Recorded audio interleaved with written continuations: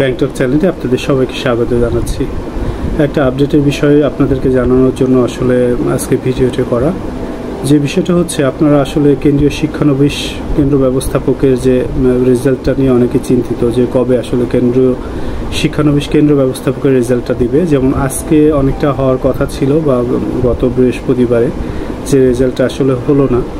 তো এখন কথা হচ্ছে যে পরবর্তীতে কবে রেজাল্টটা দিতে পারে। শিক্ষা দেখুন, আসলে এখানে অনেকগুলো ফ্যাক্টর জড়িত। আপনাদেরকে আসলে বুঝতে হবে যে রেজাল্টটা মানে আপনার আসলে যদিও অনেক দিন হয়ে গেছে, তারপরে অনেকগুলো বিষয় এখানে জড়িত। যেমন প্রথমত হচ্ছে গ্রামীণ ব্যাংকে যে নিয়োগটা হয় শিক্ষানবিশের, সেটার ক্যান্ডিডেট এতই বেশি যে আসলে তারা চাইলেই হুট করে প্রিলি রিটেনের খাতা দেখাটা সম্ভব হয়ে ওঠে না। সেক্ষেত্রে এটা একটা বড় চ্যালেঞ্জ যে প্রিলি এবং রিটেনের খাতাটা দেখা। তো আমার যেটা আপডেট তথ্য অনুসারে প্রিলি এবং রিটেনের খাতা দেখা একদম শেষ হয়ে গেছে, যেটা অলরেডি আপনাদের রেজাল্টটা প্রস্তুত আছে অনেক ক্ষেত্রেই বলা যায়, মানে অলরেডি আপনাদের রেজাল্টটা রেডি হয়ে আছে। তো এখন তাহলে কথা হচ্ছে যে রেজাল্টটা দিচ্ছে না কেন। রেজাল্ট না দেওয়ার আরও কয়েকটা কারণ আছে। সেটা হচ্ছে যে রেজাল্ট দিলে হবে না, আপনার রেজাল্টের সাথে সাথে ভাইবা ডেটটা দিয়ে দেয়। সো ভাইবা ম্যানেজ করার জন্য যে এতগুলো জোনে, তো আপনার কেন্দ্র ব্যবস্থাপনাটা একটা বড় একটা ইস্যু। কারণ এখানে হাজার হাজার মানে কয়েক লাখ পরীক্ষার্থীর ভাইবা নিবে, যেহেতু 30+ বা 25+ সবাইকে আপনাদের মানে ডাকবে ভাইবার জন্য। সেক্ষেত্রে মানে কেন্দ্র ব্যবস্থাপনাটা একটা বড় একটা ইস্যু এখানে। আর ঈদের আগে তো আপনারা জানেন যে অনেক স্কুল কলেজ অলরেডি ছুটি হয়ে গেছে। তো সেক্ষেত্রে এখন আসলে ওই যে যারা গার্ড দিবে, টিচার প্লাস কেন্দ্র ব্যবস্থাপনাটা একটা জটিল একটা প্রক্রিয়ার মধ্যে দিয়ে যাচ্ছে।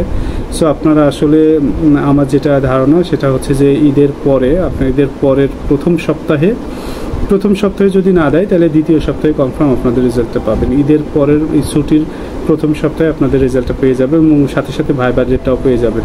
সো আপনারা আসলে এখন যেটা করতে পারেন সেটা হচ্ছে রেজাল্ট ভাইবা ডেটটা না নিয়ে অডিট না হয়ে আপনারা ভাইবার জন্য প্রিপারেশন নেন। এখানে ভাইবাটা যার ভালো হবে, প্রিপারেশনটা ভালো করে নিতে পারলে কিন্তু কেন্দ্র ব্যবস্থাপকের রেজাল্টটা আপনার পক্ষে চলে আসবে। সো রেজাল্টটা নিয়ে এই কয়দিন আর টেনশন করেন না।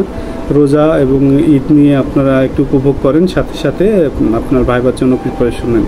আশা করি ভাইবার প্রিপারেশন নিলে আপনারা ভালো একটা কাঙ্ক্ষিত চাকরিটা হয়ে যাবে। এবং এতটুকু বলতে পারি যে আপনার ভাইবাটা খুব দ্রুত শেষ হয়ে যাবে এবং রেজাল্টটাও খুব দ্রুত নেবে। কারণ গ্রামীণ ব্যাংকে প্রচুর লোকবলের সংকট আছে, তারা মাঠকর্মী প্রচুর সংকট এবং বিভিন্ন আপনার ব্রাঞ্চে কম লোক দিয়ে আপনার কাজ চালাইতেছে। সেক্ষেত্রে আপনাদের যতটা তারা, তার থেকেও তাদের বেশি তারা যে আপনাদেরকে আসলে কবে নিয়োগটা দিবে, তারাও সেই জন্য প্রচুর দ্রুত কাজ করে যাচ্ছে।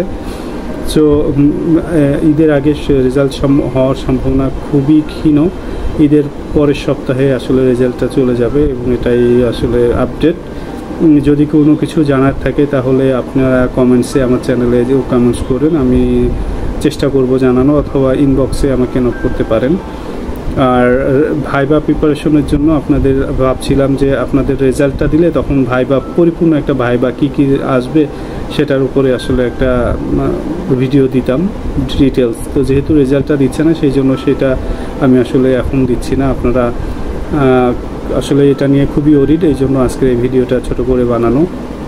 সো আপনারা কেউ হতাশ হবেন না, ভাইবার জন্য প্রিপারেশন নেন। যাদের 25 বা 30+ মার্কস হবে, সব মিলাই দুটোতে প্রিলি রিটেনে, তারা ভাইবা প্রিপারেশন নেন। ইনশাল্লাহ দিন শেষে যদি ভাইবাটা ভালো হয়, চাকরিটা আপনার হয়ে যাবে এবং রেজাল্টটা দেওয়ার মানে ভাইবা দেওয়ার পরপরই আপনি রেজাল্টটা পেয়ে যাবেন ইনশাল্লাহ। সবাই অনেক ভালো থাকবেন, সুস্থ থাকবেন, সুন্দর থাকবেন। আসসালামু আলাইকুম।